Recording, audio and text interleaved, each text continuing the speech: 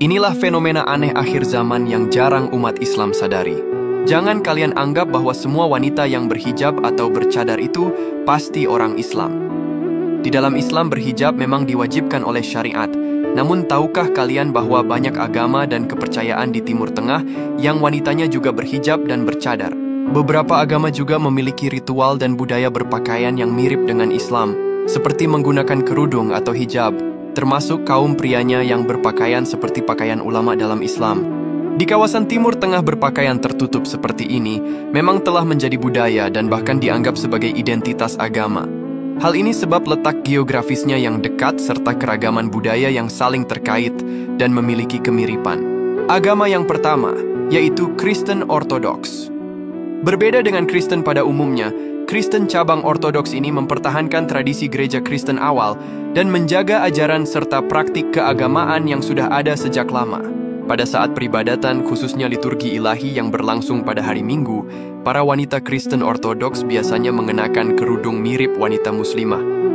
Tidak hanya itu, dalam doa mereka juga mengangkat tangan ke atas dan melakukan gerakan berlutut yang sekilas mirip dengan sujud dalam sholat. Kemudian yang kedua yaitu agama Mandaisme. Agama ini mungkin jarang didengar, namun nyatanya telah ada sejak lama dan masih bertahan di Irak dan Iran.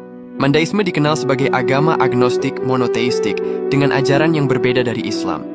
Wanitanya juga menggunakan hijab tertutup dan bahkan ada juga yang mirip bercadar. Menariknya, Mandaisme menghormati sejumlah tokoh yang juga dikenal dalam ajaran Islam seperti Adam, Habil, Seth, Enos, Nuh, Sem, Aram, dan terutama Yohanes Pembaptis.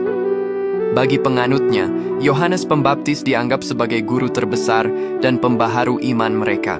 Kemudian yang ketiga yaitu agama Sikh. Sikhisme merupakan agama monoteistik yang berasal dari Punjab, India, dan didirikan oleh Guru Nanak pada abad ke-15. Meskipun terkesan mirip dengan Islam dalam hal penggunaan sorban dan janggut, Sikhisme sebenarnya sangat berbeda. Pria Sikh umumnya memakai sorban sebagai simbol keimanan mereka, sementara kaum wanitanya juga seringkali mengenakan kain penutup kepala.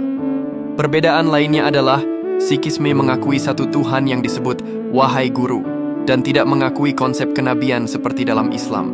Dalam ajaran Sikhisme, penggunaan sorban merupakan kewajiban sebagai simbol ketaatan kepada Tuhan mereka. Kemudian yang keempat yaitu agama Druze. Agama Druze berasal dari Mesir pada abad ke-11 sebagai cabang dari Islam Syiah Ismailiyah dan kemudian menyebar ke Suriah dan Lebanon. Agama ini muncul dari ajaran-ajaran teolog Ismailiyah yang memandang Khalifah Fatimiyah Al-Hakim bi Amrillah sebagai inkarnasi ilahi, meskipun kemudian ajarannya dianiaya di Mesir dan berkembang di daerah pegunungan Suriah dan Lebanon. Wanita agama Druze juga mengenakan penutup kepala, seperti kerudung atau pakaian khusus sebagai bagian dari tradisi mereka. Meskipun tidak semua wanita Druze mengenakan penutup kepala, sebagian besar akan menggunakan kerudung putih.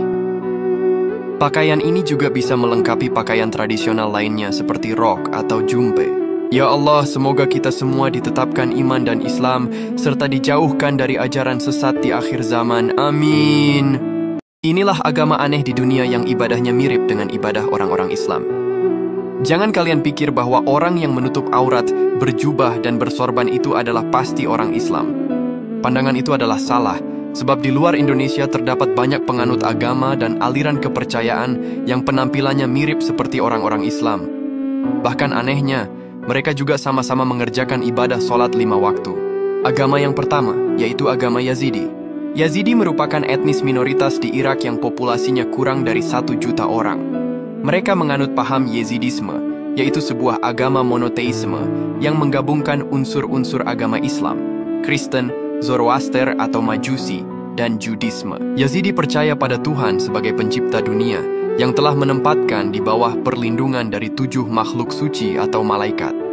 Ketua malaikat diantaranya adalah Melek Taus, yang juga malaikat Merak. Penganut Yazidi ini berbahasa Kurdi yang mempraktikkan agama sinkretisme yang menggabungkan Syiah dan Sufi Islam dengan tradisi adat rakyat daerah.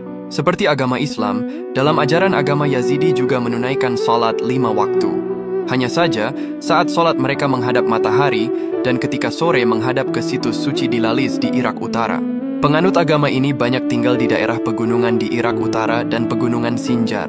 Namun sebagian ada yang bermukim di Armenia, Georgia, Suriah, dan beberapa di Jerman. Adapun agama yang kedua yaitu agama Baha'i. Agama Baha'i adalah agama monoteistik yang menekankan pada kesatuan spiritual bagi seluruh umat manusia. Agama ini lahir di Persia dan meyakini Tuhan yang Maha Esa. Pendirinya adalah Mirza Hussein Ali Nuri yang bergelar Bahaullah yang berarti kemuliaan Tuhan. Agama Baha'i memiliki beberapa kemiripan dengan Islam dalam hal ritual seperti doa, puasa, dan sembahyang, serta konsep monoteisme atau keesaan Tuhan dan mengakui nabi-nabi terdahulu termasuk Nabi Muhammad. Namun, kedua agama ini sangat berbeda secara teologis karena Baha'i menganggap Nabi Muhammad adalah salah satu nabi dalam urutan panjang dan menganggap ajarannya telah digantikan oleh Bahaullah, yaitu pendiri agama Baha'i. Adapun yang ketiga yaitu agama Samaria. Agama Samaria ini banyak ditemui di Israel Utara. Orang yang menganut agama Samaria ini masih percaya akan Taurat yang dibawa oleh Nabi Musa. Mereka menyebut kitab sucinya dengan Taurat Samaria. Kitab Taurat tersebut disusun kurang lebih pada abad ke-1 atau ke-2 sebelum Masehi dan berisi legitimasi atas pentingnya Gunung Gerizim atau Sikhem sebagai tempat ibadah. Secara penampilan, beberapa orang Samaria ini sangat mirip dengan komunitas Muslim di Timur Tengah. Mereka yang menganut agama Samaria ini sebenarnya lebih dekat dengan Yahudi Haredi. Namun sejak abad ke-6 Masehi, orang-orang Samaria terlibat pertentangan dengan Yahudi Haredi. Bahkan Yahudi Haredi menyebut orang Samaria bukanlah warga asli keturunan Israel. Adapun agama yang keempat yaitu agama Yarsanisme. Agama Yarsanisme atau Yarsan dahulu didirikan oleh Sultan Sahak pada akhir abad ke-14 di Iran Barat. Jumlah total penganut agama Yarsan diperkirakan sekitar 3 juta orang. Saat ini mereka tidak hanya ditemukan di Iran Barat, tapi juga di Iran Timur, yang sebagian besar berasal dari etnis Kurdi Guran. Banyak penganut agama Yarsan menyembunyikan agama mereka karena tekanan sistem Islam di Iran. Penciptaan iman ini sering dikaitkan dengan Sufisme dalam Islam. Para pengikutnya sering disebut ahli hak atau orang-orang dari kebenaran. Agama yang kelima yaitu agama Ali-Ilahisme. Ali-Ilahisme merupakan agama yang memegang keyakinan bahwa Tuhan telah bereinkarnasi di bumi. Ali bin Abi Thalib, yaitu menantu Nabi Muhammad SAW, dianggap sebagai salah satu dari reinkarnasi Tuhan tersebut. Agama atau kepercayaan ini merupakan gabungan dari Islam Syiah dengan beberapa kepercayaan kuno di Timur Tengah. Pada masa kekhalifahan Ali bin Abi Thalib, umat Islam pada saat itu terpecah belah sehingga banyak ajaran-ajaran Islam yang menyimpang. Ya Allah, semoga kita semua dijauhkan dari agama dan aliran sesat di akhir zaman ini. Amin.